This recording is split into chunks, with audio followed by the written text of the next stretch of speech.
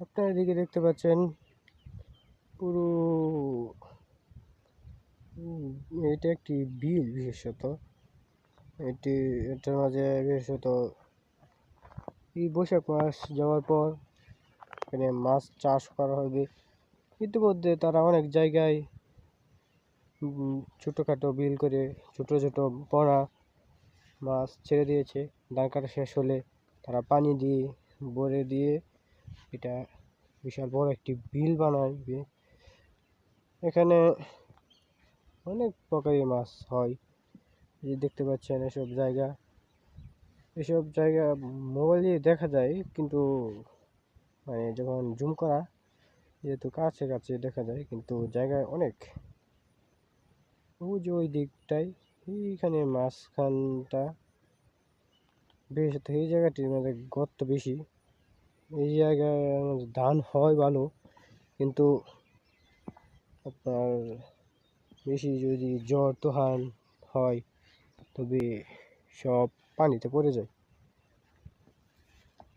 তাতে কাটতে অনেক অসুবিধাই হয়।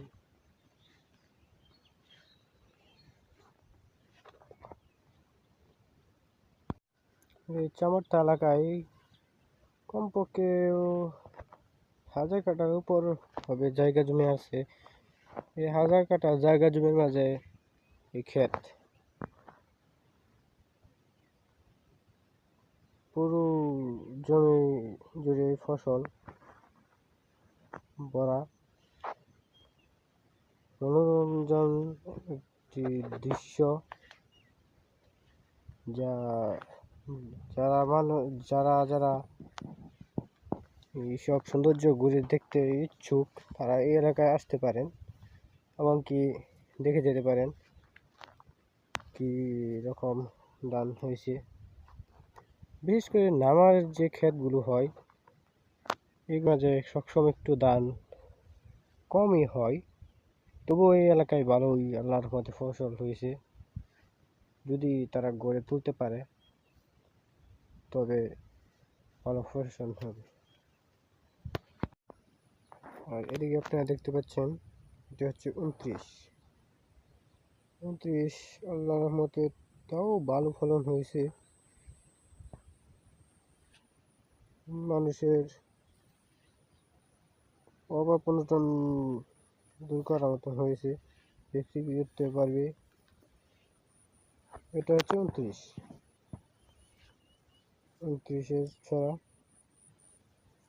আর এদিকেরটা দেখতে পাচ্ছেন, এদিকেরটি 28 পুরো পেকে গেছে। আর 1 থেকে 1.5 সপ্তাহের মাঝে কাটতে পারবে। এগুলি আপনার যদি এখন ঝড় তুফান বা গজব টজব কিছু না হয় তাহলে এই এলাকায় সর্বোচ্চ ফসল ফলানো সম্ভব।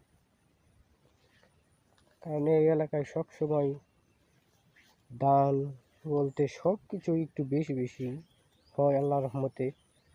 দেখা যাক এবার কীরকম ফলন গড়ে তুলতে পারে। এটা হচ্ছে আমাদের গোবরগড় ইউনিয়নের চামড়তা এলাকার ফসিল ক্ষেত। এবারে দেখা যায় যে অনেক ক্ষেতেই আল্লাহর রহমতে ভালো ধান হয়েছে। 28 এগুলি প্রায় পেকে যাচ্ছে, আর 2 থেকে 1.5 সপ্তাহ গেলে কেটে ফেলতে পারবে।